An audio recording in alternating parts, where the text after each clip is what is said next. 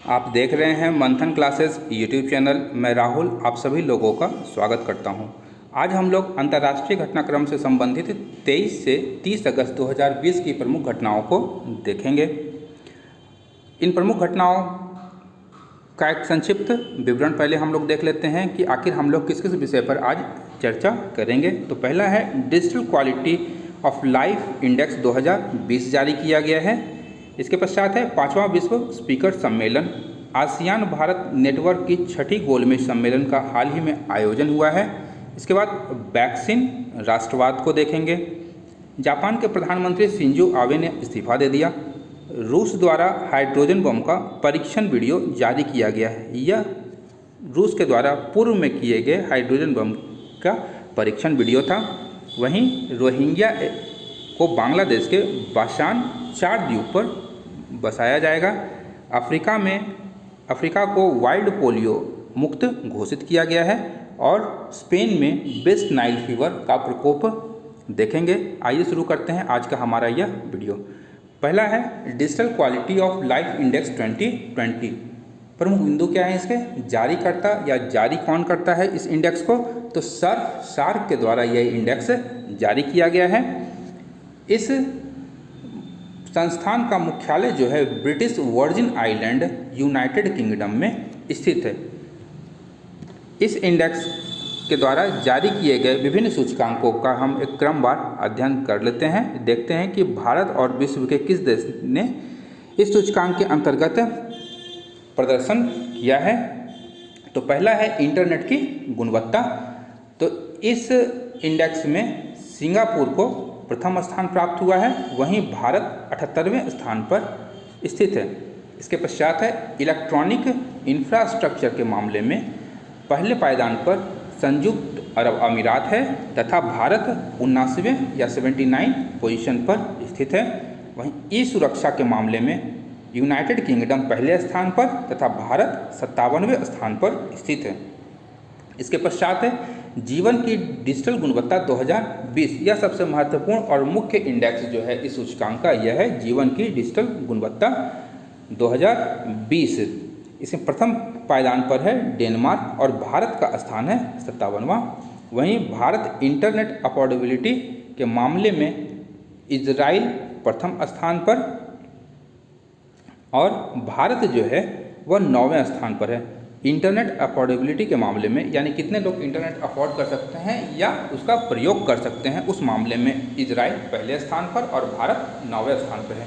वहीं ई सरकार के मामले में सिंगापुर पहले स्थान पर और भारत जो है 15वें स्थान पर स्थित है। यह महत्वपूर्ण सूचकांक थे, इसे ध्यान रखिएगा और यह विभिन्न परीक्षाओं में पूछा जा सकता है। इसके पश्चात है 5वां विश्व स्पीकर सम्मेलन। इसका प्रमुख बिंदु क्या है? भारत का प्रतिनिधित्व जो था इस सम्मेलन में लोकसभा स्पीकर ओम बिरला के द्वारा किया गया।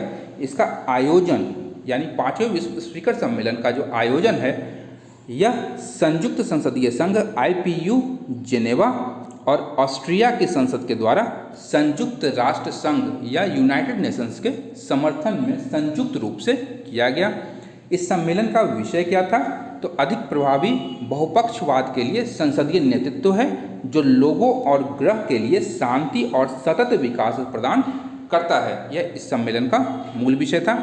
सम्मेलन के दूसरे भाग का आयोजन 2021 में ऑस्ट्रिया की राजधानी वियना में की जाएगी जो भौतिक रूप में होगी।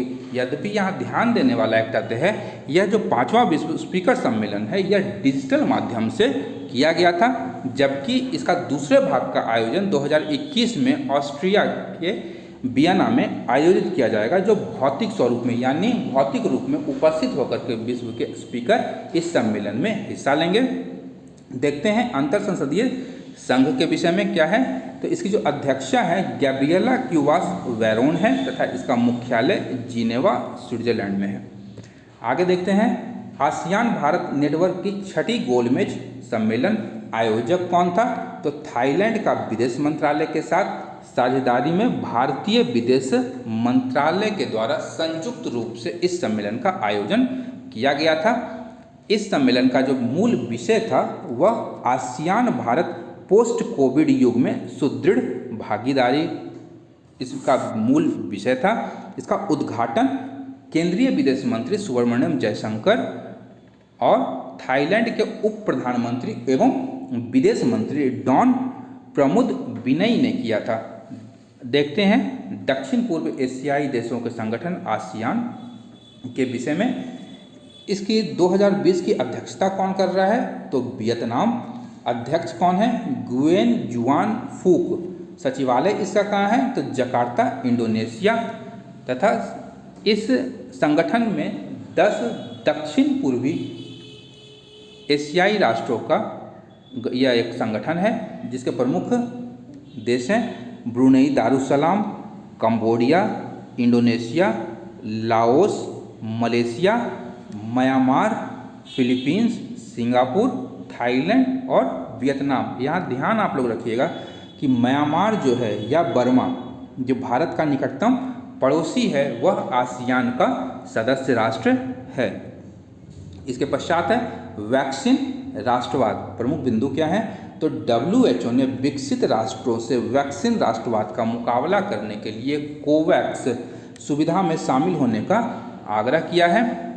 अब यह आखिर कोवैक्स सुविधा क्या है? तो दुनिया भर में कोविड-19 टीकों का विकास बहुत ही तेज़ी से हो रहा है। तो इन टीकों को तेज़ी से निष्पक्ष और न्याय संगत पहुँच प्रदान करने के लिए विश्व स्वास्थ्य संगठन ने देशों को 31 अगस्त 2020 तक अपनी कोविड-19 वैक्सीन ग्लोबल एक्सेस सुविधा में शामिल होने के लिए आमंत्रित किया है। 31 अगस्त 2020 तक कोविड-19 वैक्सीन ग्लोबल एक्सेस सुविधा में शामिल होने के लिए WHO ने विभिन्न देशों को आमंत्रित किया है। यह सुविधा जो है WHO के नेतृत्व में गावी वैक्सीन गठबंधन और महामारी संबंधी तैयारी नवाचारों के लिए गठबंधन के साथ किया गया है। इसका उद्देश्य क्या है कि 2021 के अंत तक प्रभावी अनुमोदित कोविड-19 टीकों की 2 बिलियन खुराक वितरित करना। कहाँ पर? तो उन विकासशील और पिछड़े देशों में जो इस वैक्सीन का वित्तीय भार खुद से वहन करने में सक्षम नहीं है। अब देखते हैं कोवैक्स एक व्यापक कार्यक्रम का हिस्सा है जिसे एक्सेस टू कोविड-19 टूल्स एक्सेलरेटर भी कहा जाता है। विश्व स्वास्थ्य संगठन के बारे में देख लेते हैं। महानिदेशक वर्तमान में टेड्रोस अधनोम घेब्रेयेसस हैं, जो वर्तमान में काफ़ी विवादित रहे हैं। इसका मुख्यालय कहाँ है WHO का? तो जिनेवा, स्विट्जरलैंड में। आगे देखते हैं जापान के प्रधानमंत्री शिंजो अबे ने स्वास्थ्य कारणों से अपने पद से इस्तीफा दे दिया है। कब? 28 अगस्त 2020 को उन्होंने अपना इस्तीफा दिया है। ये अल्सरेटिव कोलाइटिस से पीड़ित है, जो पाचन तंत्र से संबंधित एक बीमारी है। शिंजो अबे को जापान में उनकी आर्थिक नीतियों के कारण जाना जाता है। उनकी आर्थिक नीतियों को सामान्यतः अबेनॉमिक्स के नाम से भी जाना जाता है। यह अबेनॉमिक्स जो है आर्थिक नीतियों का एक सेट है जिसमें देश में धन की आपूर्ति बढ़ाने, सुधारों को लागू करने, सरकारी खर्च को घटाने के लिए विभिन्न प्रकार की नीतियां शामिल हैं। वहीं इसमें 3 एरो शामिल थे। पहला है मुद्रास्फीति लक्ष्य का 2% प्राप्त करना, दूसरा था लचीली राजकोषीय नीति का निर्माण करना और तीसरा था विकास की रणनीति पर कार्य करना। आगे देखते हैं रूस द्वारा हाइड्रोजन बम का परीक्षण वीडियो जारी किया गया है। तो 27 अगस्त 2020 को रूस ने दुनिया के सबसे शक्तिशाली हाइड्रोजन बम के विस्फोट का 40 मिनट का वीडियो जारी किया है। पहला चीज़ है 40 मिनट का यह वीडियो था जिसे रूस ने जारी किया है। इस बम का नाम क्या था? जार बम। जार बम से ध्यान रखिएगा, जार जो था रूस के शासकों का पूर्व में एक नाम या इसे उपाधि भी कह सकते हैं। जार प्रथम, जार द्वितीय। जार एक उपाधि थी शासक की, रूस के शासकों की उपाधि जार थी। आगे देखते हैं हाइड्रोजन बम का प्रथम परीक्षण जो है नोवा जेमालिया आर्कटिक महासागर के एक द्वीप में किया गया था। जारी किया गया यह जो वीडियो है इसका शीर्षक क्या था? Top secret test of a clean hydrogen bomb with a yield of 50 megaton. यानी इस जो हाइड्रोजन बम का यील्ड था या जिसे जो ऊर्जा निकली थी वो 50 मेगाटन के समतुल्य था। जैसा हम जानते हैं कि हाइड्रोजन बम जो है परमाणु संलयन प्रतिक्रियाओं द्वारा अपनी ऊर्जा को प्राप्त करता है। संलयन प्रक्रिया होती है यहाँ पे, यानी नाभिक आपस में जुड़ते हैं। विश्व में हाइड्रोजन बम परीक्षण करने वाले कितने देश हैं? तो ब्रिटेन, अमेरिका, रूस, फ्रांस और चीन ने हाइड्रोजन बम का परीक्षण किया है। वहीं 2013 में उत्तर कोरिया ने सफलतापूर्वक हाइड्रोजन बम परीक्षण करने का दावा किया है, परंतु यह दावा कितना सही है या कितना गलत, ये इस पर एक प्रश्न चिन्ह है। आगे देखते हैं रोहिंग्या एवं बाशान चार द्वीप। बांग्लादेशी सरकार द्वारा रोहिंग्याओं को बाशान चार द्वीप में नवनिर्मित सुविधा में स्थानांतरित किया जा रहा है बांग्लादेशी सरकार के द्वारा। वर्तमान में जो रोहिंग्या शरणार्थी हैं वह बांग्लादेश के दक्षिण पूर्वी तट के एक बंदरगाह शहर कॉक्स बाजार में निवास करते हैं। इसके पश्चात है कि बाशान चार द्वीप जो है बंगाल की खाड़ी में स्थित है और यह बांग्लादेश तट से 37 मील की दूरी पर स्थित है। इस द्वीप का जो निर्माण है वह 2006 में हिमालयन गाद के द्वारा हुआ था, यानी हिमालय से प्रवाहित होने वाली विभिन्न नदियों ने जब समुद्र में गाद जमा कर दिया, बंगाल की खाड़ी में गाद जमा की है, तो इस द्वीप का निर्माण हुआ है। 2017 में म्यांमार में एक सैन्य कार्रवाई के बाद लगभग 1 मिलियन रोहिंग्या म्यांमार के रखाइन प्रांत से भागकर बांग्लादेश में प्रवास किए थे। इसके बाद देखते हैं तो अफ्रीका को वाइल्ड पोलियो से मुक्त घोषित किया गया है।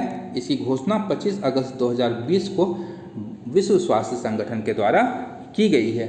अब यह वाइल्ड पोलियो जो है वर्तमान में केवल 2 देश, एक अफगानिस्तान और दूसरी पाकिस्तान में पाई जाती है। 25 अगस्त को वह अंतिम अफ्रीकी देश नाइजीरिया था जिसे वाइल्ड पोलियो से मुक्त घोषित किया गया था। पोलियो जो है यह दूषित पानी के माध्यम से एक व्यक्ति से दूसरे व्यक्ति में फैलता है तथा यह वायरस जो है मनुष्य के तंत्रिका तंत्र पर हमला करता है तथा पक्षाघात या लकवा का कारण बनता है। विश्व स्वास्थ्य संगठन ने अंगोला, मध्य अफ्रीकी गणराज्य और लोकतांत्रिक गणराज्य कांगो में वैक्सीन व्युत्पन्न पोलियो वायरस मामला की हाल ही में पहचान की है, यानी वैक्सीन के द्वारा उत्पन्न पोलियो वायरस की पहचान इन 3 अफ्रीकी देशों में WHO के द्वारा की गई है। 1996 ईस्वी में अफ्रीका में kick polio out of Africa नामक एक पोलियो उन्मूलन अभियान प्रारंभ किया गया था, जिसे नेल्सन मंडेला के द्वारा तत्कालीन दक्षिण अफ्रीकी राष्ट्रपति नेल्सन मंडेला के द्वारा प्रारंभ किया गया था। इसके बाद देखते हैं वेस्ट नाइल वायरस को। तो प्रमुख बिंदु क्या है? तो 21 अगस्त 2020 को मच्छरों द्वारा, ध्यान रखिएगा, वेस्ट नाइल फीवर जो है मच्छरों के द्वारा फैलाया जाता है। तो मच्छरों द्वारा फैलाए गए वेस्ट नील वायरस के प्रकोप के कारण स्पेन में 2 लोगों की मृत्यु हो गई है। तो वेस्ट नाइल वायरस की पहली बार जो खोज हुई थी 1937 में युगांडा में की गई थी। यह वायरस जो है पक्षियों में पाया जाता है तथा पक्षियों से यह मच्छरों द्वारा मनुष्यों में फैलता है। वेस्ट नाइल वायरस जो है एक RNA वायरस है जो वेस्ट नाइल बुखार का कारण बनता है तथा यह वायरस जो है फ्लेविविरिडे परिवार से संबंधित है। इस परिवार के अन्य वायरस हैं तो Zika virus, yellow fever virus और डेंगू वायरस इस फ्लेविविरिडे परिवार के ही सदस्य हैं। यह जो बीमारी है मनुष्यों के अलावा यह घोड़ों में होती है। यहाँ एक महत्वपूर्ण तथ्य है जिस पर गौर करना आवश्यक है कि यह जो बीमारी है मनुष्य के अतिरिक्त घोड़ों में भी होती है और घोड़ों के लिए वैक्सीन उपलब्ध है, परंतु मनुष्यों के लिए यह वैक्सीन उपलब्ध नहीं है। मार्च 2019 में केरल में वेस्ट नाइल वायरस की सूचना प्रारंभ हुई थी। इस वायरस के कारण गंभीर बीमारी न्यूरो इन्वेसिव बीमारी उत्पन्न होती है। इसके पश्चात हमारा आज का यह वीडियो यहीं पर समाप्त होता है। यदि आपको हमारा यह प्रयास पसंद आ रहा है तो आप हमारे इस चैनल को लाइक करें, सब्सक्राइब करें तथा साथ ही साथ बेल आइकन दबाना बिल्कुल भी न भूलें ताकि आपको हमारे वीडियोज़ की नोटिफिकेशन नियमित अंतराल पर प्राप्त होती रहे। हम फिर मिलते हैं हम लोग एक नए वीडियो और एक नए टॉपिक के साथ में। तब तक के लिए मैं राहुल, टीम मंथन की ओर से।